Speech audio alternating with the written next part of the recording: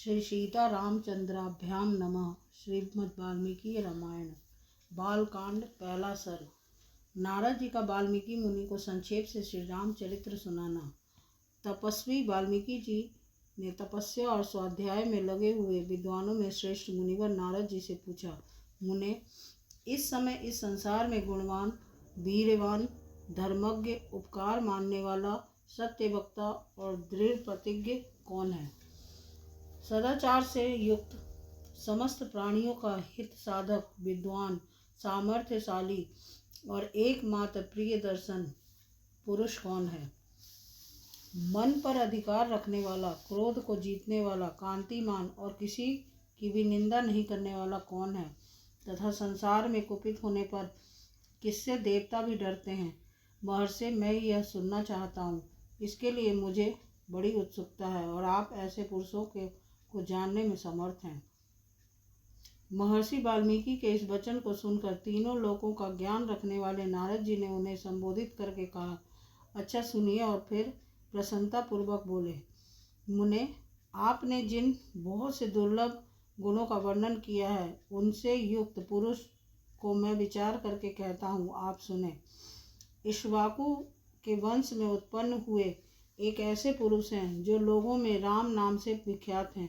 वे ही मन को वश में रखने वाले, महाबलवान, कांतिमान, धैर्यवान और जितेंद्रिय हैं। वे बुद्धिमान, नीतिज्ञ, वक्ता, शोभायमान तथा शत्रु संहारक हैं।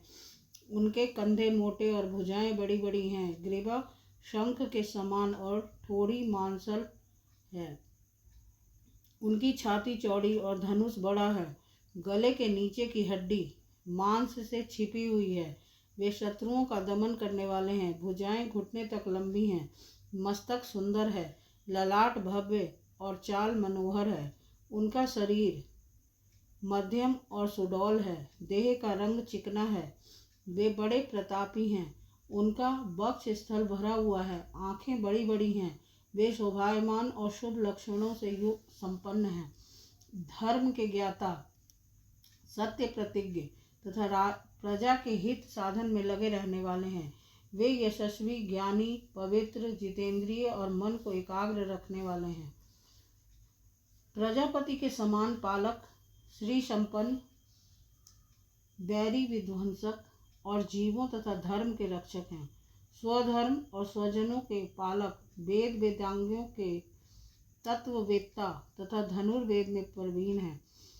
वे अखिल शास्त्रों के तत्वज्ञ, स्मरण शक्ति से युक्त और प्रतिभा संपन्न हैं। अच्छे विचार और उदार हृदय वाले वे श्री रामचंद्र जी बातचीत करने में चतुर और समस्त लोगों के प्रिय हैं। जैसे नदियाँ समुद्र में मिलती हैं, उसी प्रकार सदा राम से साधु पुरुष मिलते रहते हैं। वे आर्य एवं सब में समान भाव रखने वाले हैं। उनका दर्शन सदा ही प्रिय मालूम होता है। संपूर्ण गुणों से युक्त वे श्री रामचंद्र जी अपनी माता कौशल्या के आनंद बढ़ाने वाले हैं। गंभीरता में समुद्र और धैर्य में हिमालय के समान हैं। वे विष्णु भगवान के समान बलवान हैं। उनका दर्शन चंद्रमा के समान मनोहर प्रतीत होता है। वे क्रोध में कालाग्नि के समान और क्षमा में पृथ्वी के सदृश हैं। त्याग में कुबेर और सत्य में द्वितीय धर्मराज के समान है। इस प्रकार उत्तम गुणों से युक्त और सत्य पराक्रम सद्गुणशाली अपने प्रियतम ज्येष्ठ पुत्र को, जो प्रजा के हित में संलग्न रहने वाले थे, प्रजा वर्ग का हित करने की इच्छा से राजा दशरथ ने प्रेमवश युवराज पद पर अभिषिक्त करना चाहा।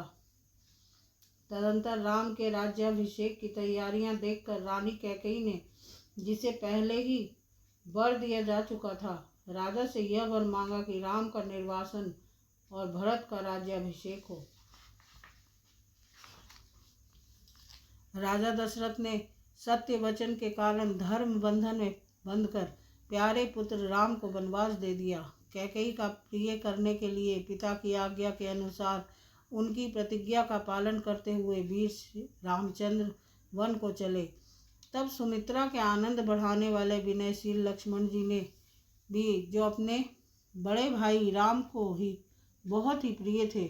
अपने सुबंधुत्व का परिचय देते हुए स्नेहवश वन को जाने वाले बंधुवर राम का अनुसरण किया और जनक के कुल में उत्पन्न सीता भी, जो अवतीर्ण हुई, देव माया की भांति सुंदरी, समस्त शुभ लक्षणों से विभूषित, स्त्रियों में उत्तम, राम की प्राणों के समान प्रियतमा पत्नी तथा सदा ही पति का हित चाहने वाली थी। श्री रामचंद्र जी के पीछे चली, जैसे चंद्रमा के पीछे रोहिणी चलती है। उस समय पिता दशरथ ने अपना सारथी भेजकर और पूर्ववासी मनुष्यों ने स्वयं साथ जाकर दूर तक उनका अनुसरण किया। फिर श्रृंगवेरपुर में गंगा तट पर अपने प्रिय निषाद राजगुह के पास पहुंचकर धर्मात्मा श्री रामचंद्र जी ने सारथी को अयोध्या के लिए विदा कर दिया। निषाद राजगुह, लक्ष्मण और सीता के साथ राम, ये चारों एक वन से दूसरे वन में गए। मार्ग में बहुत जलों वाली अनेकों नदियों को पार करके भरद्वाज के आश्रम पर पहुँचे और गुह को वहीं छोड़ भरद्वाज मुनि की आज्ञा से चित्रकूट पर्वत पर गए। वहाँ वे तीनों देवता और गंधर्वों के समान वन में नाना प्रकार की लीलाएं करते हुए एक रमणीय पर्णकुटी बनाकर उसमें सानंद रहने लगे। राम के चित्रकूट चले जाने पर पुत्र शोक से पीड़ित राजा दशरथ उस समय पुत्र के लिए विलाप करते हुए स्वर्गगामी हुए। उनके स्वर्गागमन के पश्चात वशिष्ठ आदि प्रमुख ब्राह्मणों द्वारा राज्य संचालन के लिए नियुक्त किए जाने पर भी महाबलशाली वीर भरत ने राज्य की कामना न करके पूज्य राम को प्रसन्न करने के लिए वन को ही प्रस्थान किया। वहां पहुंचकर सद्भावना युक्त भरत जी ने अपने बड़े भाई सत्य पराक्रमी महात्मा राम से याचना की और यूं कहा, धर्मज्ञ आप ही राजा हों, परंतु महान यशस्वी परम उदार प्रसन्न मुख महाबली राम ने भी पिता के आदेश का पालन करते हुए राज्य की अभिलाषा न की और उन भरत अग्रज ने राज्य के लिए न्यास चिन्ह रूप में अपनी खड़ाऊं भरत को देकर उन्हें बार बार आग्रह करके लौटा दिया। अपनी अपूर्ण इच्छा को लेकर ही भरत ने राम के चरणों का स्पर्श किया और राम के आगमन की प्रतीक्षा करते हुए वे नंदीग्राम में राज्य करने लगे।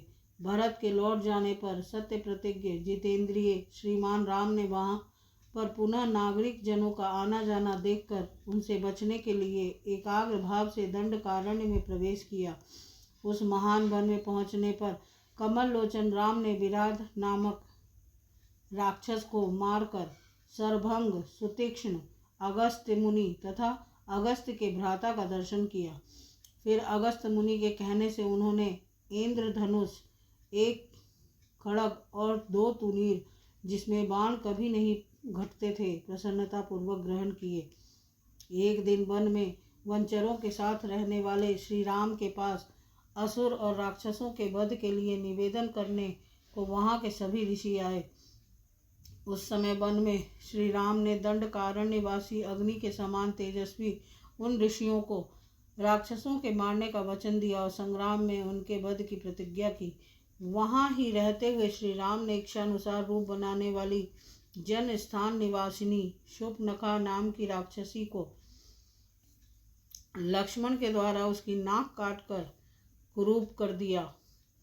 तब शूर्पणखा के कहने से चढ़ाई करने वाले सभी राक्षसों को और खरदूषण, त्रिशरा तथा उनके पृष्ठपोषक असुरों को राम ने युद्ध में मार डाला। उस वन में निवास करते हुए उन्होंने जन स्थानवासी 14,000 राक्षसों का वध किया। तदंतर अपने कुटुंब का वध सुनकर रावण नाम का राक्षस क्रोध से मूर्छित हो उठा और उसने मारीच राक्षस से सहायता मांगी। यद्यपि मारीच ने यह कहकर कि रावण उस बलवान राम के साथ तुम्हारा विरोध ठीक नहीं है, रावण को अनेकों बार मना किया, परंतु काल की प्रेरणा से रावण ने मारीच के वाक्यों को टाल दिया और उसके साथ ही राम के आश्रम पर गया। मायावी मारीच के द्वारा उसने दोनों राजकुमारों को आश्रम से दूर हटा दिया और स्वयं राम की पत्नी सीता का अपहरण कर लिया। जाते समय मार्ग में विघ्न डालने के कारण उसने जटायु नामक गिद्ध का वध किया।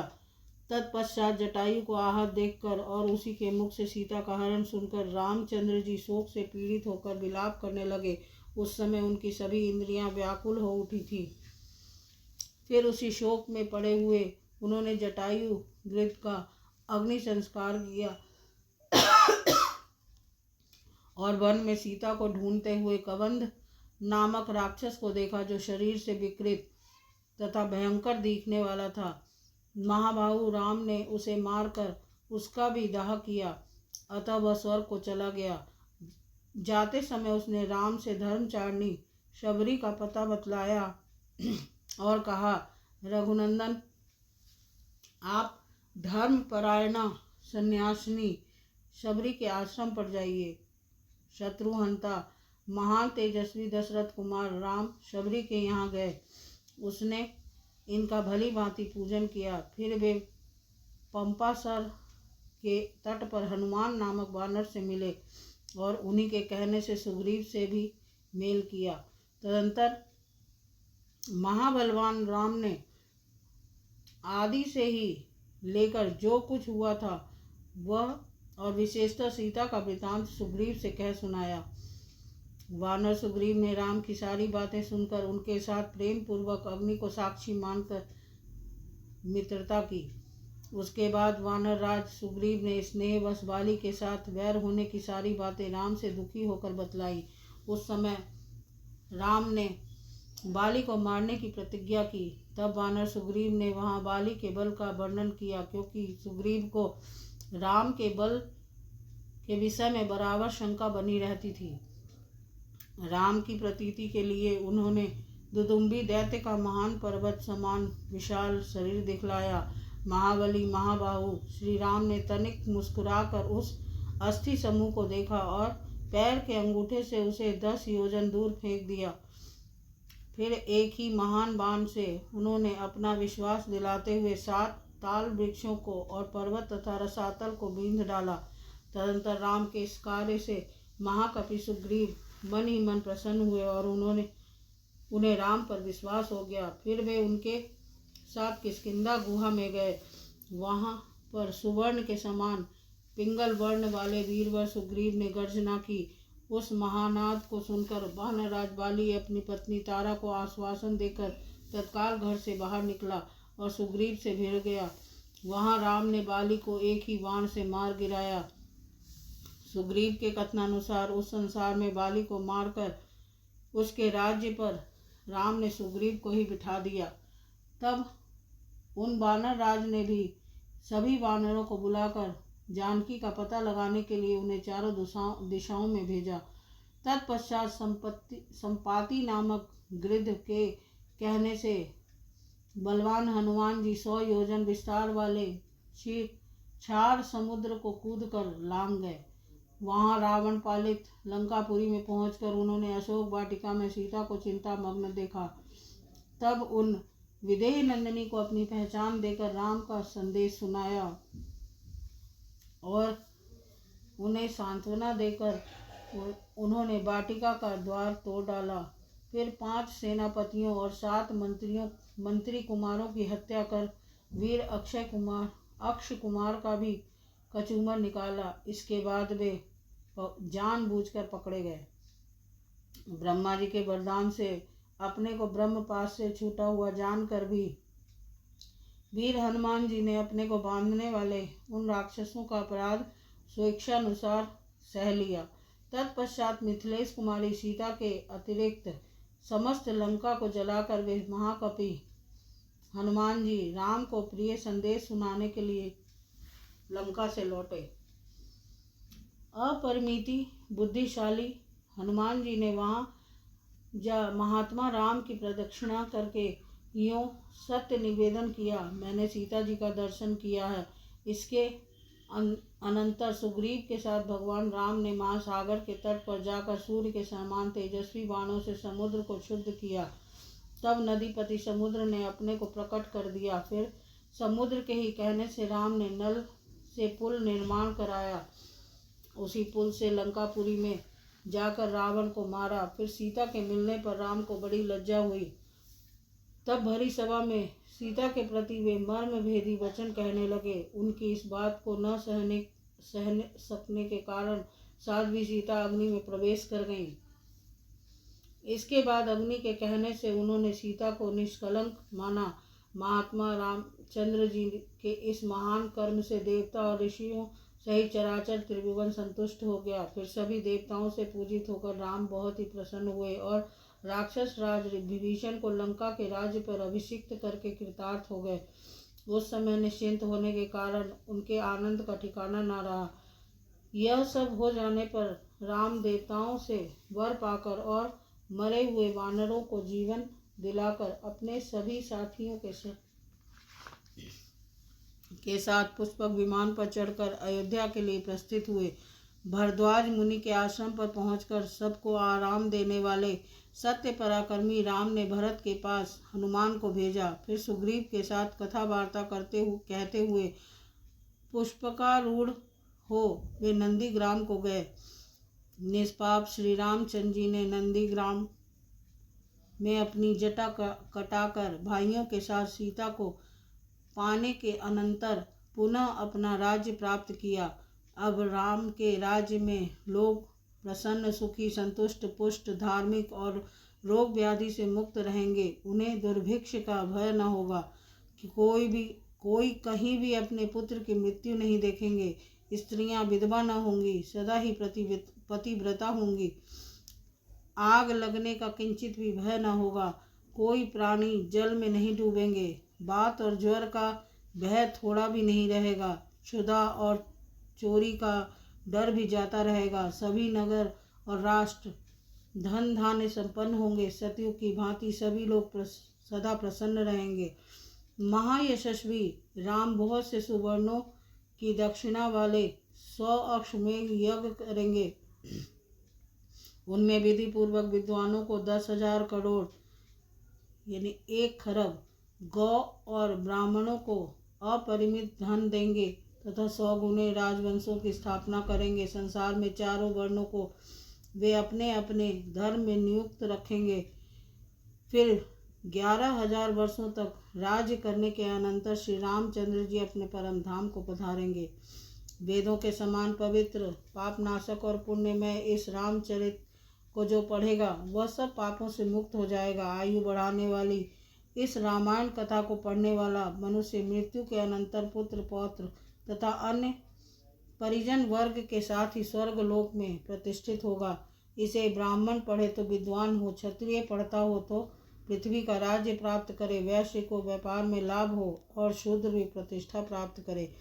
इस प्रकार श्री वाल्मीकि निर्मित आर्ष रामायण आदि काव्य के बालकांड में पहला सर्ग पूरा हुआ। बोल सियापति राम।